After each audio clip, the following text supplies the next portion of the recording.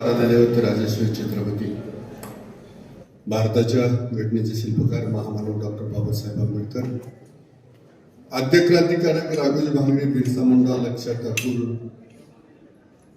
सर्वच क्रांतिकारकांना अभिवादन करून सतू मराठ्यांचं आवर्जून नाव घ्यावं लागेल त्या भूमीमध्ये आहे.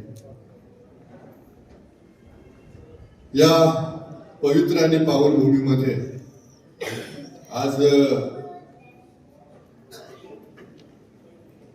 डॉक्टर विलास गावरे आणि राजू ठोकळ सरांच्या पुस्तकांचं प्रकाशन होत आहे. राजू ठोकळ सरांनी लिहिलेलं गाडगे बाबांचे पत्रलेखन, त्याचबरोबर आदिवासी समाज आणि कृत्रिम बुद्धिमत्ता आणि डॉक्टर विलास गावरे सरांनी खरं तर एक उठाव लिहून झाला, आता हा दुसरा उठाव. त्याचबरोबर पेनची शौर्य गाथा ही चारही पुस्तकं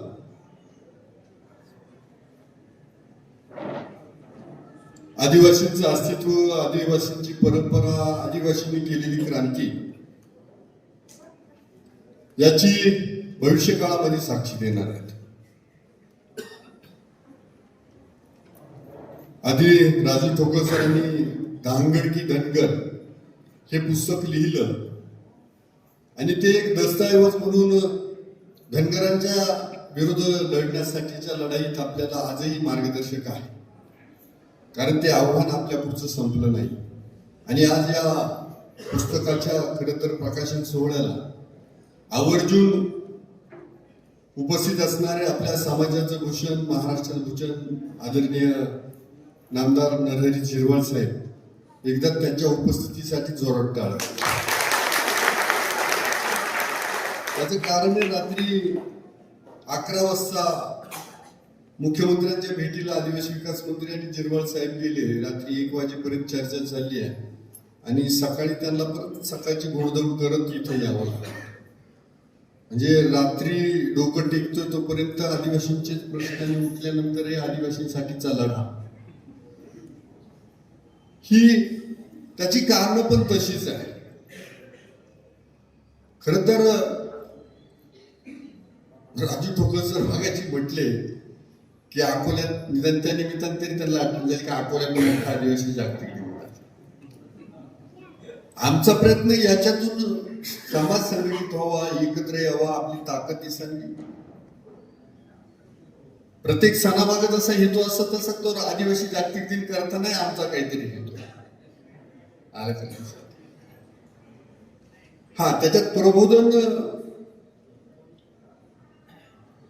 जेवढं करायचं तेवढं आम्ही प्रबोधन करतो.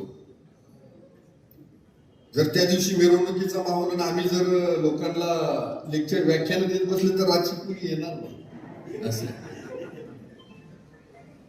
या निमित्तानं या कार्यक्रमाचे अध्यक्ष डॉक्टर संजयजी दाभाडे, जे विद्यार्थी दशेपासून आजपर्यंत चळवळीमध्ये काम करत आहेत आणि त्यांचं चळवळीसाठी मोठे योगदान आहे, आज ते या कार्यक्रमाचे अध्यक्ष आहेत.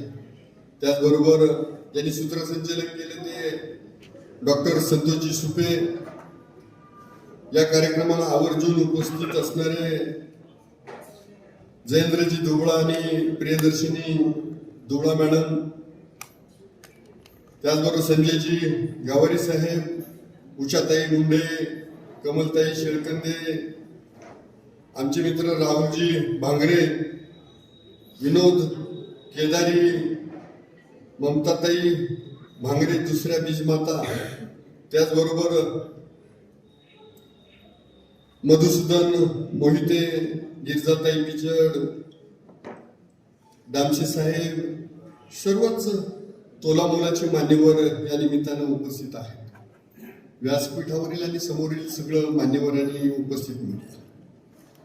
ही जी पुस्तकं आहेत हा आपल्या समाजाचा उद्याचा पुरावा आहे. पहिलं आदिवासींचा इतिहास जागा केला तो जात्यावरच्या ओव्यांनी, आणि त्यातून मला वाटतं राघोजी भांगरेंचा खरा इतिहास तर त्या जात्यावरच्या ओव्यांनी पुढे आणला. तो धोंगडे बाबा आणि बाकीच्यांनी शब्दबद्ध केला. घारे साहेबांनी आपल्या आदर्श आयुष्यामध्ये आदिवासींचा इतिहास जगापुढे मांडला, आणि आता हे डॉक्टर विलासजी गवरी, राजू ठोकळ सर यांच्या माध्यमातून पुस्तकाच्या रूपानं हा इतिहास पुढे येणार आहे. आणि अजूनही आपल्यामध्ये बरेच लेखक आहेत, कवी आहेत. खरं तर त्या निसर्गानं, त्या रानफुलांनी, त्या डोंगरांनी आपल्याला जी ताकद दिली, वैचारिक ताकद दिली, सामाजिक ताकद दिली, नैसर्गिक ताकद दिली, तर ही ताकद जगाच्या पुढे आदर्श म्हणून येणं गरजेचं आहे. मला वाटतं ह्या दस्तऐवजातून ही सगळं होत आहे. आदरणीय जिरवाळ साहेबांना पुण्याच्या वसतिगृहाला जायचंय भेटीसाठी. काल आपल्याला माहित असावं म्हणून जो काही 14 तारखेचा जाचक जी आर निघाला होता ऑगस्ट मध्ये, तो सगळा रद्द केला. परंतु तो आतापर्यंत अजून विद्यार्थ्यांपर्यंत पोहोचला नाहीये. तर तो विद्यार्थ्यांपर्यंत पोहोचवायचा आहे. काही मुलं आपली आमरण उपोषण करताय. आज 13वा-14वा दिवस असेल पोरांचा. बाकी महाराष्ट्रभरही आंदोलन चालू आहे. ते आंदोलन चालू आहे तर याचा अर्थ आपला समाज अजून जागा आहे, आणि हे पुस्तक आहे तो समाज जागा करण्याचा प्रयत्न करणार आहे. आणि पुन्हा राज्यकर्त्यांना जर आंदोलन होतं याचा कुणाला राग येत असेल तर ते दुर्दैव आहे. कदाचित त्या मुलांनी आंदोलनच केली नसती तर तो जे रद्द झाला पण नसता. आणि म्हणून चळवळीचे कार्यकर्ते जेव्हा उभे राहतील तर त्याच्या मागे आपण सगळ्यांनी उभं राहायला पाहिजे. आपल्या समाजापुढे इतके सगळे तुम्ही सगळे जमलेत आणि सगळे सुशिक्षित आहेत. आपल्या पुढची आव्हानं संपलेली नाहीयेत. आणि तुम्हाला परत एकदा सांगतो, कुठलाही राजकीय पक्ष तुमच्या मागे उभा राहणार. आपल्या सगळ्या लढाई आपल्यालाच लढायच्या हे पहिले लक्षात ठेवा. कारण राज्यकर्त्यांना सगळ्यांची मतं लागत आहेत. त्यांना फक्त आदिवासींची मतं किंवा धनगरांची मतं किंवा बाजारांची मतं नाही लागत. तर ते एका वेळेला सगळ्यांना खुश ठेवण्याचा प्रयत्न करतायत. आतून त्यांची काय बॉन्डिंग असेल ती वेगळी असते. जे ज्याला भेटत नाही त्याची आश्वासन देऊन टाकतात की तुम्हाला हे भेटणार आहे, आणि अशा पद्धतीने हे राजकारण पुढे चालतं. परंतु त्यामध्ये खरं तर आपल्याला समाज म्हणून आपल्याला एकवटणं कायम गरजेचं आहे. आतापर्यंत आपण लढायला लढलो, इथून पुढे लढायच्या. आदरणीय गोंदगारे असतील, पिचड साहेब असतील, त्याच्यानंतर जिरवाळ साहेब आहेत, आम्ही ह्या लढाया महाराष्ट्रभर लढतोय. तर हे पुढे जात असताना समाजाचं पण पाठबळ तितकंच मागे राहिलं पाहिजे. जर समाजाच्या नेत्यांच्या मागे आपण जर उभे राहिलो नाही तर मग कुणाच्या ताकदीवरती लढायचा हा पण मोठा प्रश्न आहे. आम्ही एकदा नागपूरच्या अधिवेशनात आंदोलनाला गेलो आणि 40,000चा मोर्चा होता. पहिल्यांदा मी गेलो होतो. मी नंतर म्हटलं जिरवाळ साहेब तुम्ही सगळे आमदार जा सांगू. तिथे गेल्यानंतर यांचा निषेध सुरू झाला त्या मोर्चामध्ये. तर म्हटलं हे मला आले म्हणे काय रे बाबा तू तर म्हणे लोकांनी पोरांनी बोलवलं होतं. हो म्हटलं साहेब त्यांनी बोलवलं होतं, पण त्या मोर्चाला नेतृत्वच नव्हतं. सगळेजण एकत्र आले होते पण त्याला नेतृत्वच नव्हतं.